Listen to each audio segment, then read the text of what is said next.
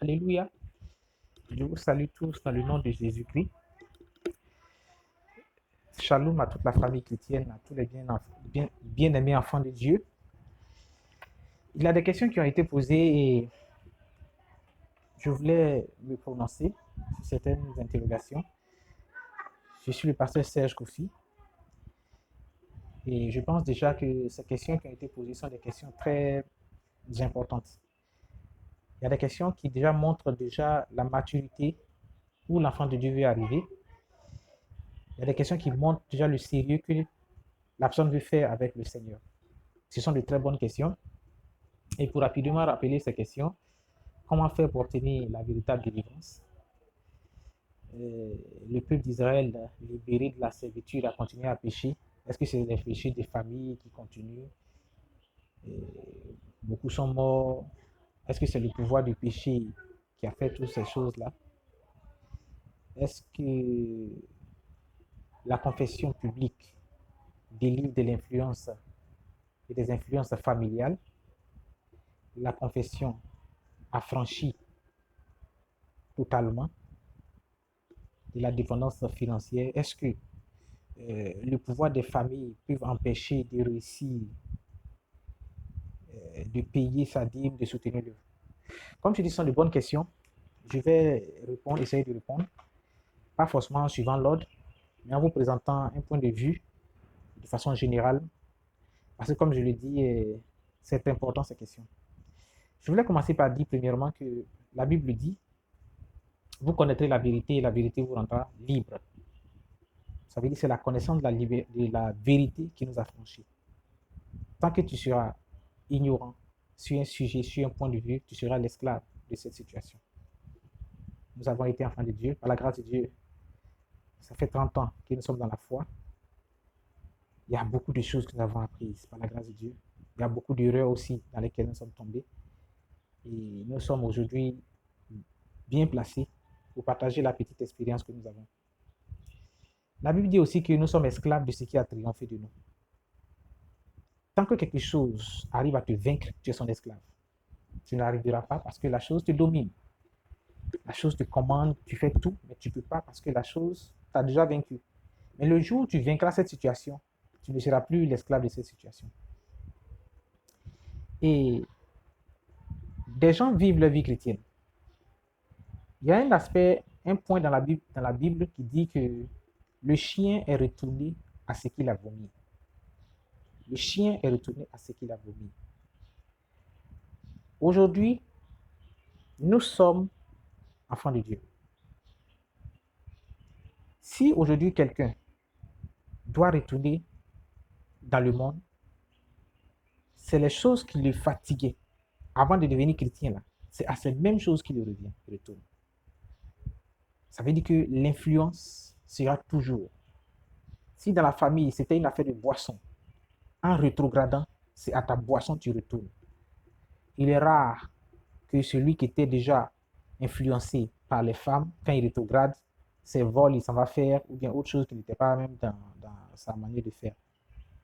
Donc, nous sommes esclaves de ce qui a triomphé de nous. Le chien est retourné à ce qu'il a vomi. Ça veut dire que la vie chrétienne, c'est une perpétuelle lutte. Donc, d'autres aussi même pensent. Je vais parler d'abord, comme je l'ai dit de façon générale. Des gens pensent que c'est en se mariant qu'ils seront délivrés de l'impudicité. Si je me marie, je vais arrêter de convoiter parce que j'ai une femme à la maison. Si je me marie, je ne vais plus convoiter les jeunes filles au dehors. Ce n'est pas vrai. C'est faux. Les choses ne fonctionnent pas comme ça. Les mêmes influences que tu avais dans le monde, si tu n'as pas pu réussir à les surmonter, ces mêmes choses vont te suivre, même dans le foyer. Et ça serait toujours une lutte. Donc, je vais aborder les points, pas en suivant forcément l'ordre des questions qui ont été données à certains frères. Je ne vais pas forcément suivre cet ordre-là. Nous sommes aujourd'hui le résultat de nos décisions. Nous sommes le résultat de nos choix que nous avons faits. Et si quelqu'un décide de se marier à une fille du monde, à une femme du monde, malgré toutes les interpellations qu'on lui fera, en le faisant, c'est qu'il accepte d'avoir le diable comme son beau-père. C'est une fille du monde. Le diable est le père de ce monde, le Dieu de ce monde. Donc, si tu acceptes de te marier dans le monde, de prendre une jeune fille du monde, c'est que tu prends le diable comme ton beau-père. Donc, nous sommes le choix de nos décisions et des décisions que nous prenons et que nous avons très souvent. Donc, en bon technicien et en bon intellectuel, je vais vous parler. Il y a des questions à laquelle tu vas devoir répondre. Tôt ou tard, il faut que tu répondes à cette question. Et cette question, quand nous lisons le livre de Genèse au chapitre 16, verset 6 à 8, cette question a été posée à une dame, la servante d'Abraham. Pour ceux qui connaissent, si tu connais l'histoire, tu verras que Abraham est parti avec sa servante. Ils ont fait un enfant. Après, la dame a commencé à se comporter et Abraham a décidé de donner l'ordre à sa femme. Il n'était pas content, mais à sa femme de chasser l'autre. Il y a encore un autre enseignement là, mais je vais survoler juste ça. Et lorsque la femme d'Abraham va chasser la servante Agar, qui était enceinte d'Abraham, elle va fuir. La Bible dit que Sarah l'a maltraitée. Et Sarah l'a tellement maltraitée qu'elle a décidé de fuir. Et c'est dans sa fuite qu'elle va rencontrer un ange, et l'ange va lui dire, mais d'où viens-tu et où vas-tu? Donc, la question que tu vas devoir répondre en tant qu'enfant de Dieu, d'où viens-tu et où vas-tu? Et ce que je vais ajouter, où es-tu présentement? Présentement là, où tu es? De quel côté tu es? Si tu connais bien Abidjan, tu dis je m'en vais au plateau. À présentement, tu es à Yopougon. Donc, tu es quitté où? Si ton chemin, tu es quitté où? Tu as dit je suis quitté à Yopougon, mais je vais au plateau. Mais d'où vient qu'on te retrouve à Songon, sur la rue d'Amour? Peut-être qu'effectivement, tu partais au plateau, tu es quitté à Yopougon, mais tu te retrouves à Songon. Si tu continues, c'est à Dabou tu vas arriver. Donc, par rapport à toutes ces interrogations, je veux placer le décor comme ça pour que vous puissiez comprendre, par la grâce de Dieu. D'où viens-tu? Où vas-tu? Sarah a maltraité sa servante. De la même manière que le diable nous a maltraités en Égypte. Pharaon nous a maltraités. Dans nos familles, nous avons été esclaves des sacrifices. Où on va? On va vers l'espérance, vers la cité de Dieu. Mais présentement, quelle est ta position? Est-ce que tu n'as pas été suffisamment maltraité par le diable? Ce à quoi je vais arriver, c'est que c'est vrai qu'il y a le péché. On sent une pression et une oppression.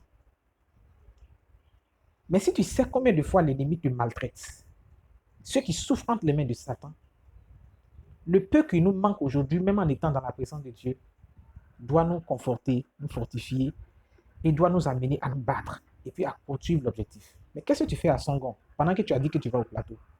Ça veut dire que là où tu es en train de peut-être flirter avec le péché.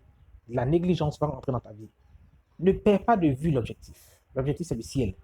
Et si tu sais que l'objectif, c'est le ciel et que tu sais que tu as été maltraité par l'ennemi, tu seras plus dur. Tu ne pourras pas dire que non, je fais tout, mais je n'arrive pas, mais je pêche. Tu pourras dire non, que je sais que c'est difficile, mais c'est mieux que ce que je vivais dans le monde. C'est mieux que ce que je vivais quand j'étais avec le diable. Donc, bien aimé, la question que je vais te poser, tu es quitté où? Est-ce que tu as vraiment souffert avec le péché? Est-ce que tu as vraiment souffert? Et puis, où tu es quitté? Cette affaire de Dieu, tu es venu non parce que tu as vu beaucoup de gens venir? Ou bien, bon, c'était une mode, donc il fallait que tu t'ajoutes dans la foulée à ceux. Les enfants d'Israël qui sont venus pécher dans le désert, est-ce que c'est les péchés qui ont suivi? Ils étaient même dans le péché. Parce que l'Égypte, la servitude dont il était question en Égypte, ce n'était pas une servitude spirituelle. C'était une servitude, je vais dire, c'était physique. C'était physique, on les maltraitait. Sinon, la part des choses était faite. Ils étaient dans une région à Gozen. Là-bas, ils vivaient ce qui était affaire de Dieu, les pratiques du Seigneur, ils respectaient tout ça.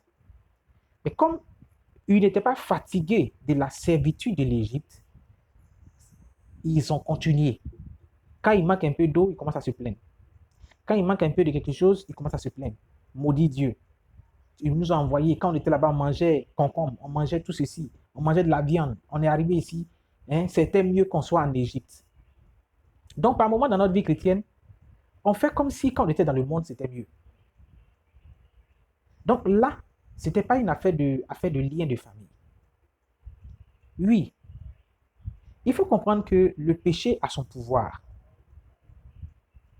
Les liens de famille ont aussi leur pouvoir. Donc, à la première question, si confession peut régler quelque chose, la confession, elle est légère. La Bible dit que celui qui avoue ses transgressions et qui les délaisse obtient miséricorde. Donc, avouer et délaisser, ce n'est pas la confession, mais on appelle ça la repentance. La repentance est telle que ça prend en compte, tu as dit ça publiquement, et deuxièmement, tu prends l'engagement de ne plus recommencer. C'est ton choix. Ce n'est pas imposé, c'est ton choix. Donc, confesser, ce n'est pas suffisant, mon ami. Confesser. Il y a des gens même qui vous offensent souvent et puis ils vous demandent pardon. Après, ils t'offensent encore et te demandent pardon. Oui, c'est quand il vient te dire, il est en train d'avouer. Mais l'autre chose, c'est de prendre l'engagement. L'apôtre Paul dit, je traite durement mon corps. Lui aussi, il y a des jolies femmes qui passent devant lui. Il se sent souvent seul. Il a des problèmes qui peuvent l'amener à ne pas payer sa dîme ni ses offrandes. Mais il continue. Il dit, je traite durement mon corps. Donc, il ne suffit pas de confesser. Il ne suffit pas de confesser. Il faut que tu saches où tu es quitté. Si tu sais où tu es quitté, tu auras la force de délaisser cette situation. Donc, bien-aimés dans le Seigneur, les liens des familles aussi sont des réalités. Ce sont des réalités. Les liens des familles vont continuer à nous persécuter jusqu'à ce que nous partons dans notre demeure céleste. C'est un combat où un doit mourir. C'est un combat à mort. Mais je prie que ça ne soit pas toi qui meurs. Que ce soit l'ennemi, le sorcier qui meurt, mais pas toi. Parce que toi, tu as en toi la puissance de Dieu. Jésus dit dans sa parole que tout pouvoir m'a été donné, mais je vous transmets ce pouvoir. Je vous donne le pouvoir de marcher sur les serpents, sur les scorpions, sur toute la puissance de l'ennemi. Et quand on parle de la puissance de l'ennemi, il y a la puissance du péché, il y a la puissance des liens de famille, tout ça. Mais nous sommes plus que vainqueurs. Commence à te poser cette question. Aujourd'hui, nous autres, si on laisse la main du Seigneur, on ne sait pas si on va vivre pendant un mois. Avec les liens dans la famille, ceux qu'on a chassés, on a liés, on est obligé de continuer dans cette décision. Donc, le problème, les questions qui sont posées. Maintenant, quant à ce qui est la bénédiction familiale, les bénédictions familiales, effectivement, c'est la même chose, c'est le même fonctionnement. Il y a des principes qu'il faut respecter. Quand vous parlez des dîmes, par exemple, la dîme même, ce n'est pas le montant qu'on donne là que le Seigneur égale premièrement. Mais la dîme signifie qu'est-ce qui est notre priorité. Qu'est-ce qui est priorité dans notre vie. Et ce qui est priorité là, c'est ce à quoi notre argent va premièrement. Quand tu reçois ton argent et tu sais que Dieu est ta priorité et que tu enlèves la part de Dieu pour déposer, bien aimé, Dieu ne regarde même plus le montant. Et puis regardez, quelqu'un qui envoie la dîme de 1000 francs, qui fait 100 francs chez nous ici. 100 francs, c'est l'argent. Mais tu reçois 1000 francs et tu prends le temps d'enlever premièrement. Qu'est-ce que je dis? Tu prends 1000 francs, tu reçois 1000 francs et tu prends le temps d'enlever premièrement 100 francs. Dieu dit, toi, tu es une bonne personne. D'aucuns feront toutes leurs dépenses et puis après dégager la dîme.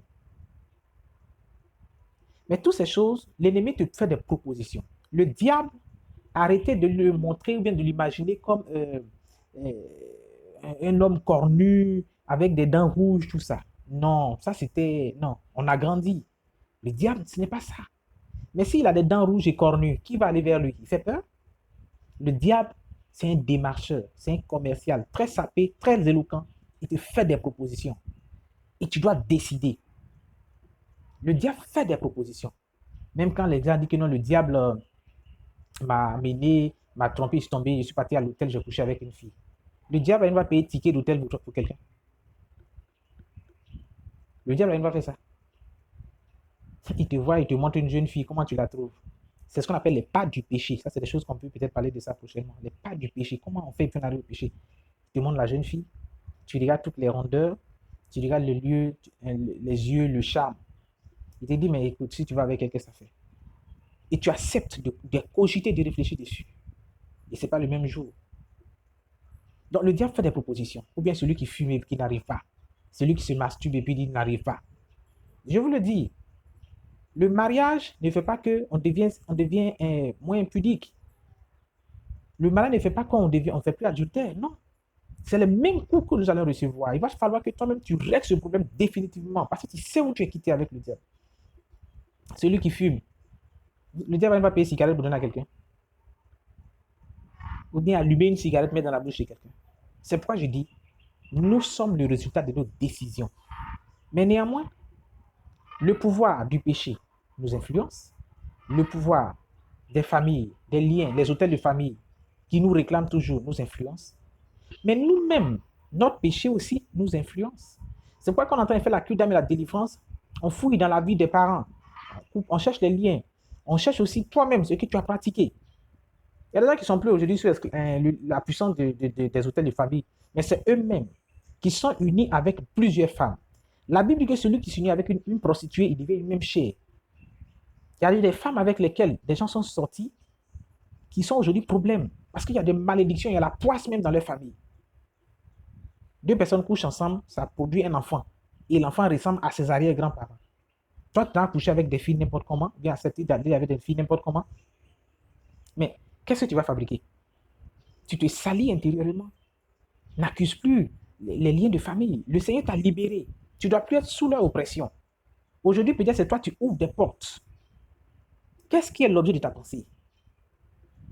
Parce que le problème, quand on parle de péché, quand on parle de, je ne sais pas si c'est le pouvoir. Ah non, avant d'abord, même il y a des choses, quelqu'un me disait un jour quelque chose qui m'a fait rire.